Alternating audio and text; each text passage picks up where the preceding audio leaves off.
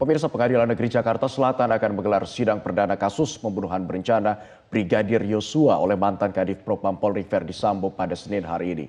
Di mana di dalam persidangan, jaksa dituntut untuk profesional dalam mengawal persidangan kasus Verdi Sambo dan diharapkan tuntutan maksimal akan diterapkan sesuai dengan fakta hukum di pengadilan dengan catatan ada kejujuran di antara semua pihak yang terjerat. Apa yang mungkin terjadi di dalam persidangan nanti? Sudah bergabung bersama kami ada pakar hukum pidana Jamin Ginting, tim kuasa hukum keluarga Yosua Huta Barat, Yonatan Baskoro, dan juga ada Roni Talapesi, tim kuasa hukum dari Richard Eliezer. Selamat pagi, salam sehat Bapak-Bapak. Selamat pagi Pak Ginting, selamat pagi Mas Yonatan, selamat pagi Pak Roni. Selamat pagi.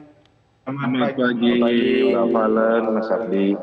Baik, saya mau ke Mas Yonatan terlebih dahulu, kuasa hukum dari keluarga almarhum Brigadir Yosua. Mas Yonatan, sejauh ini seberapa persiapan yang sudah dilakukan? Pastinya sudah siap untuk hari ini?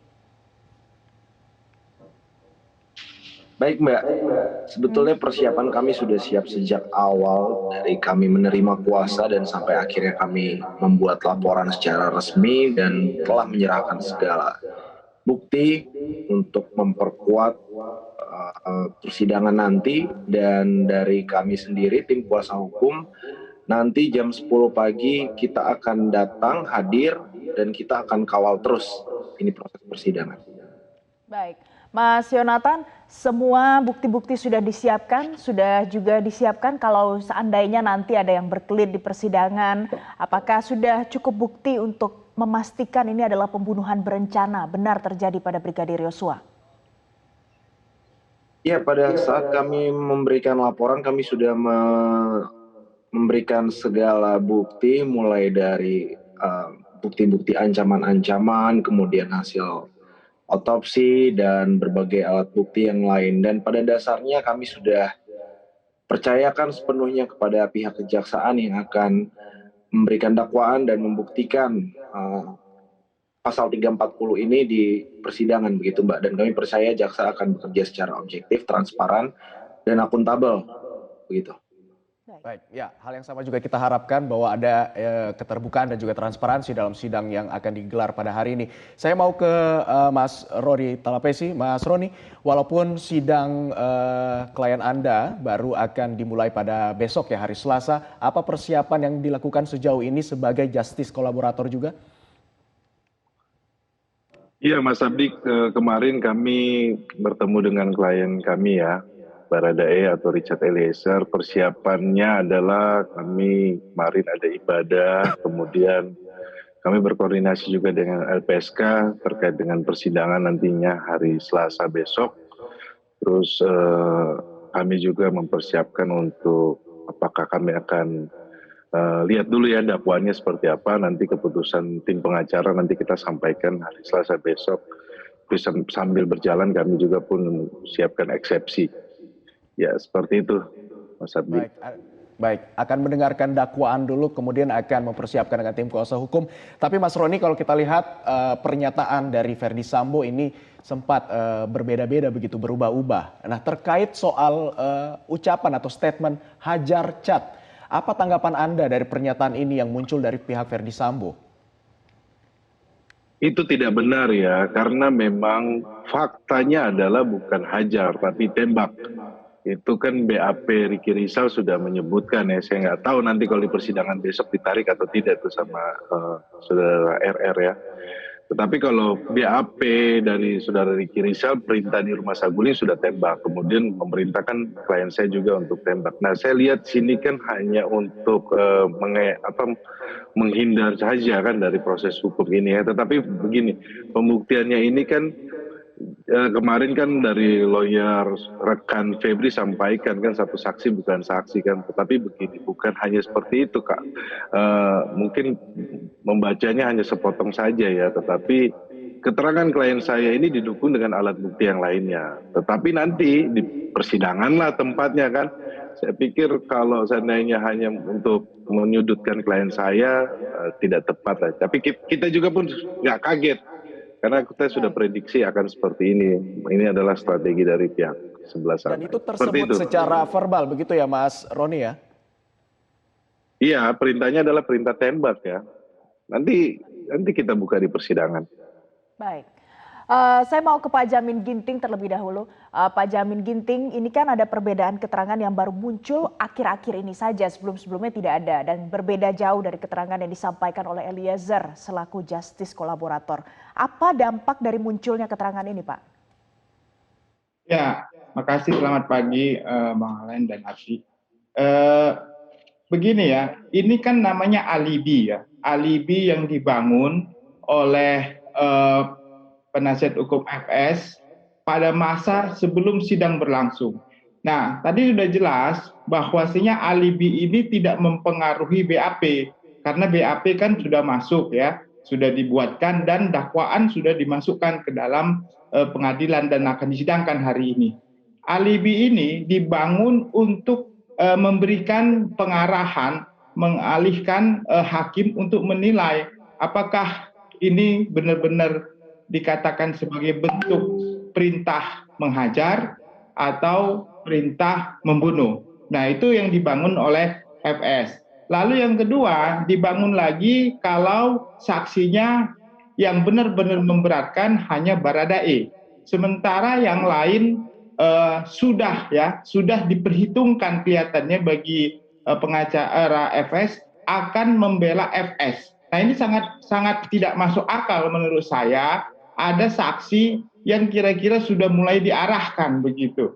Nah, kalau dibilangnya hanya satu saksi aja Baradae, sementara yang lain akan mengaminkan pernyataan Hajar Chad itu, ini berarti kan sudah mulai ada tanda petik orang-orang yang mulai mengarahkan saksi RR, Kuat Ma'ruf, Ibu PC. Nah, ini kan berbahaya sekali dalam konteks peradilan yang bebas begitu ya. Saksi tidak boleh memberikan keterangan yang dipengaruhi oleh apapun. Dan ini akan berbahaya dalam proses persidangan, khususnya nanti akan meringankan dia ya, tentu bagi FS sendiri untuk membela dirinya. Dan hakim tentu juga bisa menilai ini sebagai suatu hal yang apa tujuan maksudnya, dan tidak bisa hanya didasarkan kepada saksi-saksi lain. Oke lah, contohnya begini ya, Baradae berbeda keterangannya dengan keterangan daripada RR, Kuat Ma'ruf, Ibu PC. Nah, itu tidak secara otomatis hakim mengiyakan atau mengaminkan keterangan saksi tersebut. Dia harus melihat bukti-bukti lain, ya, apakah bukti scientific evidence seperti balistik forensik terhadap senjata, otopsi mayat, dan juga keterangan-keterangan lain selain daripada keterangan mereka. Nah, ini yang menjadi dasar. Dan satu lagi, Mbak, di 183 itu, di KUHP itu dikatakan hakim memutuskan berdasarkan dua alat bukti dan keyakinannya. Nah, tadi dua alat bukti itu bukan berarti bahwasannya satu saksi bukanlah saksi iya di 185, tetapi satu saksi boleh asalkan didukung oleh alat bukti lain yang lainnya. Betul. Nah, itulah yang menjadi dasar. Jadi kelihatannya memang itu alibi dan strategi yang dibangun. Ya nggak apa-apa, kan konteks semua orang kan berusaha untuk meringankan kliennya, begitu Mbak. Baik, tapi Pak Ginting, kalau kita lihat lebih dalam lagi, kalau jaksa ini nantinya ternyata tidak bisa membuktikan adanya unsur kuat pembunuhan berencana, ini bisa jadi hukumannya akan mengarah pada pembunuhan spontanitas yang mungkin hukumannya masih jauh lebih ringan, atau seperti apa kemungkinannya? Jadi begini, kalau saya lihat cara kerja kuasa hukum itu, ya tentu ingin meringankan. Bukan hanya di pasal 338 targetnya, bisa jadi targetnya juga bebas. Bebasnya kenapa? Karena tadi keterangan Hajar Chad itu mengarah kepada orang pasal 55. 55 itu orang yang menganjurkan melakukan suatu perbuatan pidana. Penganjur tidak bisa dihukum lebih berat sama dengan yang dianjurkan. Tadi kan contohnya dia menghajar. Menghajar itu tidak membunuh. Berarti niat jahatnya hanya menghajar. Eksekutornya membunuh. Berarti yang dihukum itu adalah yang membunuh. Sedangkan dia hanya dihukum sebatas menghajar begitu. Nah, itu kira-kira alibi yang dibangun sehingga nanti bisa lepas, karena kalau menghajar paling penganiayaan yang mengakibatkan kematian di pasal 351 gitu ya. Nah, Baik. jadi ini yang sedang dibangun begitu, Mas. Pak Roni, apa tanggapan Anda dari yang sudah disampaikan oleh Febri sebelumnya? Ya, saya pikir bahwa yang disampaikan oleh rekan Febri itu kan terkait peristiwa di Magelang ya. Perlu saya sampaikan bahwa klien saya tidak mengetahui apa yang terjadi di Magelang. Karena kan posisinya waktu itu sedang mengantar makanan. Setelah mengantar makanan dari Taruna Nusantara, coba bertanya, dicegat sama Kuat Maruf, kemudian bertanya sama almarhum, ada apa bang? Almarhum cuma bilang, nggak tahu itu Om Kuat marah-marah, gitu kan. Klien saya kan coba mencari tahu, kemudian karena tidak ada informasi, dia tinggal tidur, besok pagi suruh balik ke Jakarta. Itu ceritanya, singkatnya seperti itu. Nah kemudian kalau yang menarik yang disampaikan oleh rekan Febri, nah saya perlu klarifikasi juga ya. Sebenarnya tidak usah dari BAP klien saya aja, tapi dari BAP-nya FS itu kan yang direkonstruksikan kan. Kalau seandainya perintahnya hajar, kenapa dia bawa senjatanya almarhum Joshua? Itu dari rekonstruksinya FS. Kan di depan rumah itu senjatanya sempat jatuh. Nah kemudian sempat jatuh, kemudian dari saksi Romer coba ambil tapi dibilang nggak usah digantongin. Nah, sampai di dalam kemudian setelah klien saya melakukan penembakan, Richard melakukan penembakan, saudara FS membuat TKP, nembak ke atas dinding menggunakan senjatanya almarhum Joshua. Nah sebenarnya kan dari situ sudah kelihatan kan bahwa perintahnya itu bukan perintah hajar. Nah itu pertama. Yang kedua, kan sebelumnya kan sudah disampaikan bahwa hubungan antara korban almarhum Joshua dengan saudara FS atau Ibu PC itu baik-baik saja. Kalau klien saya waktu itu nembak saudara Joshua, kenapa dibiarkan gitu kan? Harusnya langsung klien saya, mungkin klien saya yang ditembak atau enggak, klien saya langsung diambil sama polisi kan untuk diproses kan.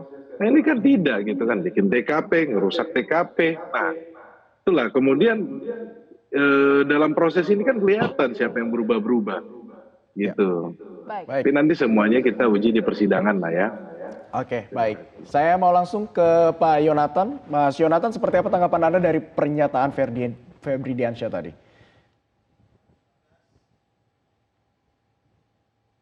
Halo, Pak Yonatan. Ya, yang pertama sebetulnya kami sangat menyayangkan sikap.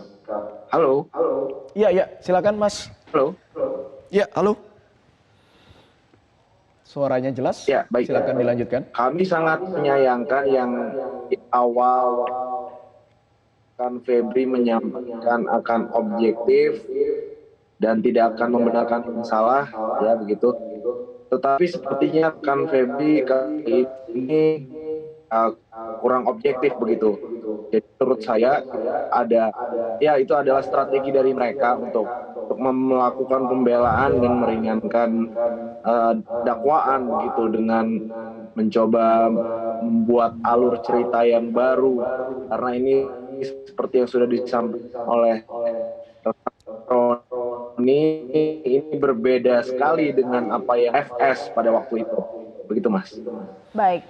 Nah, saat ini kita tahu ada narasi yang kemudian dibangun lagi, digiring kembali, dikembalikan lagi ke arah soal kekerasan seksual. Mas Yonatan, apa barang bukti soal kekerasan seksual ini sebenarnya? Karena kita tahu tidak ada saksi mata, tidak ada juga visum. Jadi sejauh ini apa? Ya, setahu saya itu sebetulnya tidak ada barang bukti terkait itu. Karena sampai sekarang itu kan hanya omongan-omongan dan narasi-narasi yang dibangun saja. Sedangkan alat buktinya saja tidak ada. Nah ini kan memang dari awal sudah dibangun skenarionya seperti itu. Guna tentunya menjadi pembelaan atau dalih mengapa pembunuhan tersebut dilakukan. Gitu. Sedangkan kami dari awal sekali kami dorong jika memang ada itu pelecehan dan ada buktinya silahkan tampilkan gitu.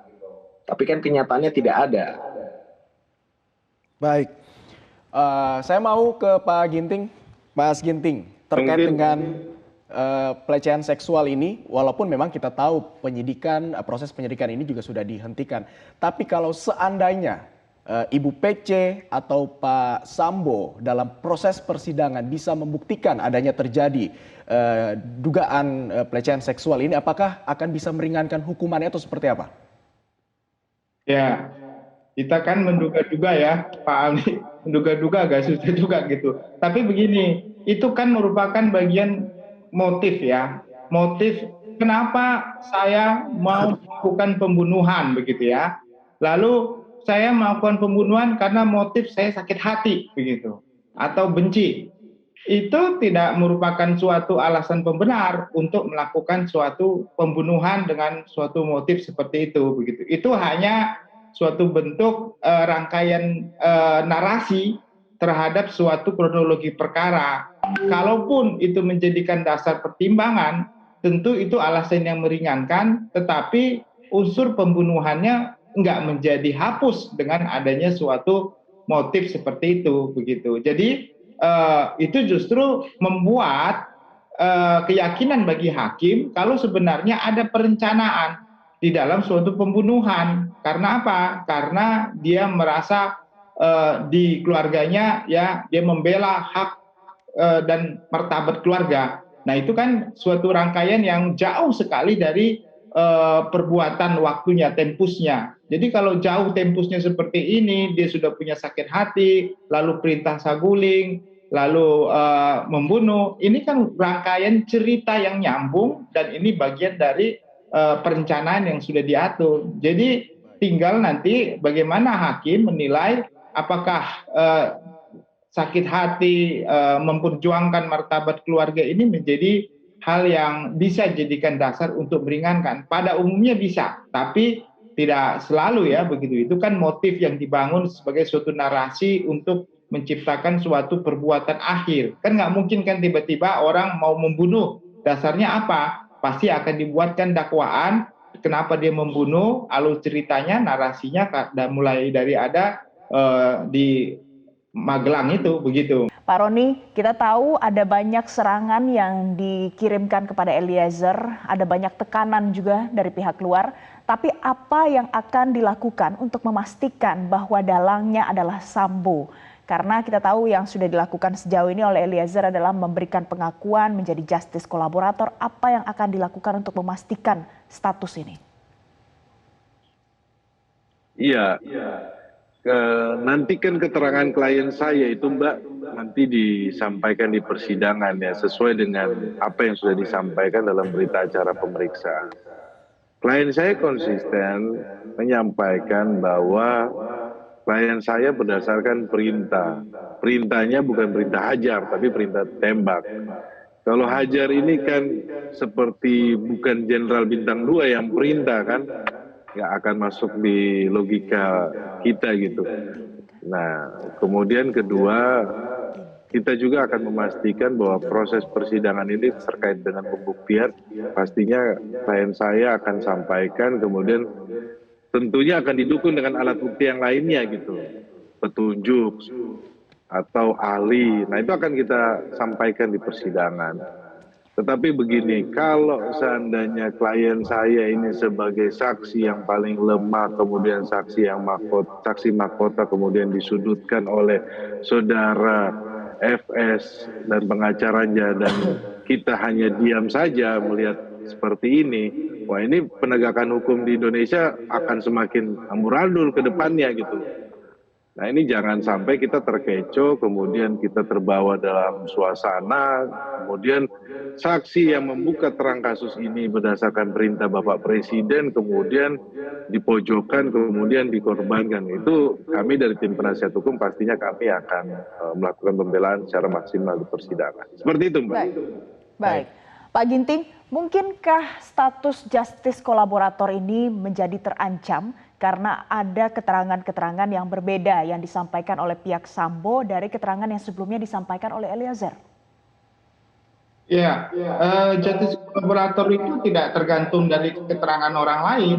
Justru justice kolaborator itu didasarkan kepada konsistensi daripada penerima JC itu waktu di penyidikan sampai di pengadilan.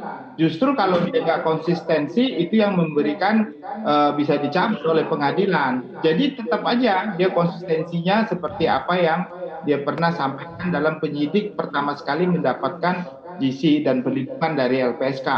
Jadi saya lihat kedudukan ini harus dijaga terus, ya harus dijaga. Dan hakim harus menilai ini sebagai suatu peristiwa pidana yang tidak tergantung kepada keterangan saksi saja, begitu. Sama seperti contohnya orang melakukan pembunuhan tidak tahu siapa pembunuhnya, alat buktinya nggak tahu apa, yang ada cuma darah dan contohnya alat digunakan untuk kejahatan. Nah, bagaimana nggak ada saksi? Bagaimana hakim menilai? Nah, itulah perlu adanya keyakinan hakim berdasarkan narasi kronologi cerita. Dan ini sudah untung ada satu saksi yang bisa menilai ini sebagai suatu perbuatan pidana.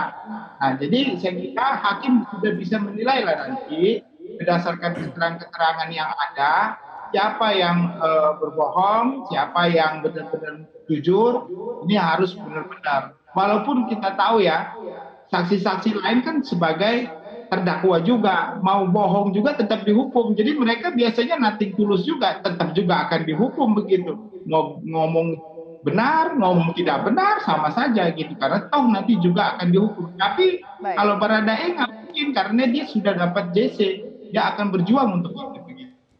Baik. Saya mau ke Mas Yonatan. Mas Yonatan sebagai kuasa hukum dari pihak keluarga, ini apakah bukti-bukti yang diyakini kuat seperti dengan sudah adanya ancaman pembunuhan kepada Brigadir Yosua ini juga sudah turut diserahkan? Ya Mas Abdi, seperti yang saya sampaikan awal, seluruh barang-barang bukti itu sudah kami serahkan mulai dari ancaman-ancaman ya, bukti telepon, bahkan foto-foto almarhum jenazah ketika baru sampai di kediaman keluarga itu juga sudah kami serahkan, termasuk juga hasil otopsi kedua yang dimana kami mengirimkan tim kesehatan untuk ikut di dalam proses otopsi kedua, dan kami juga memiliki catatan-catatan tersendiri di situ, dan itu juga sudah kami serahkan semuanya Mas ke pihak penyidik pada saat itu. Baik, dalam proses penyelidikan dan juga penyidikan internal, apa fakta-fakta baru yang terkuak yang saat ini mungkin belum ada di publik kemudian nanti akan dihadirkan persidangan? Sebetulnya sudah semuanya kami serahkan secara terbuka, dan kami juga selalu menggandeng rekan-rekan media untuk menyampaikan perpanjangan tangan kepada publik.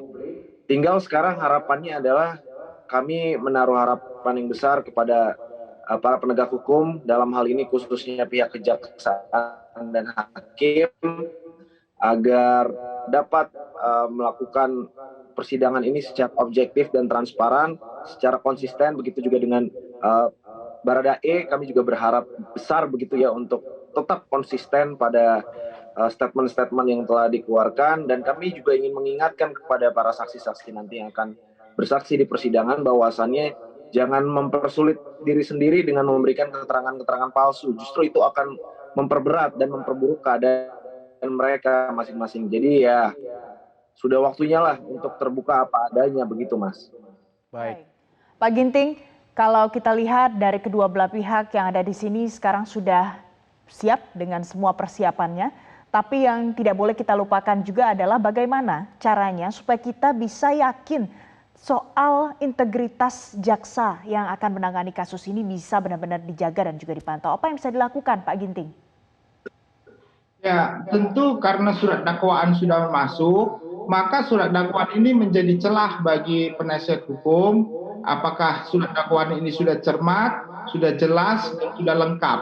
Nanti ini menjadi celah bagi penasihat hukum untuk melakukan eksepsi terkait dengan tidak cermatnya, tidak jelas, dan tidak lengkapnya surat dakwaan. Apa itu terkait dengan locus delicti, tempus delicti, dan terkait dengan adanya pasal-pasal yang didakwakan ini tidak secara runtut.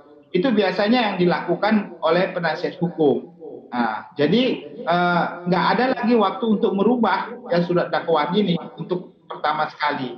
Selanjutnya nanti tinggal jaksa benar-benar bisa menghadirkan saksi sesuai dengan kronologi dan narasi cerita yang benar, tidak terputus-putus dan tidak saling bertentangan. Nah, itulah keahlian yang harus ada dalam seorang jaksa untuk bisa membuktikan dakwaannya bisa terbukti begitu.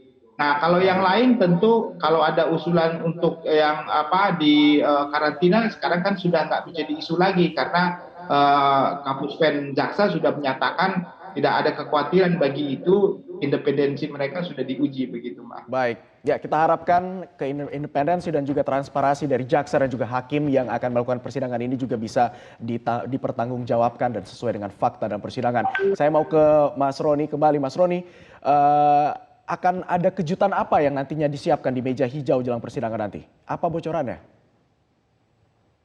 Nah, Sabdi, kita berbicara soal peristiwa hukumnya ya. Ini nanti kita buka-bukaan di persidangan. Jadi saya mohon sabar. Nanti kita lihat di persidangan ya. Baik. Karena itu bagian dari strategi tim. Baik. Dan publik juga bisa menyaksikan. Saya mau terakhir ke Mas Yonatan. Mas Yonatan, pesan apa yang disampaikan dari keluarga Brigadir Yosua kepada Anda? Ya, pesan dari keluarga Brigadir Yosua terakhir kami berkomunikasi adalah pada saat peringatan 100 hari kepergian almarhum yakni pada tanggal 15 kemarin, dan keluarga sangat menaruh harapan yang besar kepada bangsa ini, kepada penegak hukum di Republik ini agar mampu membuka kasus ini seterang-terangnya dan seadil-adilnya. Dan ketika kami keluarga atas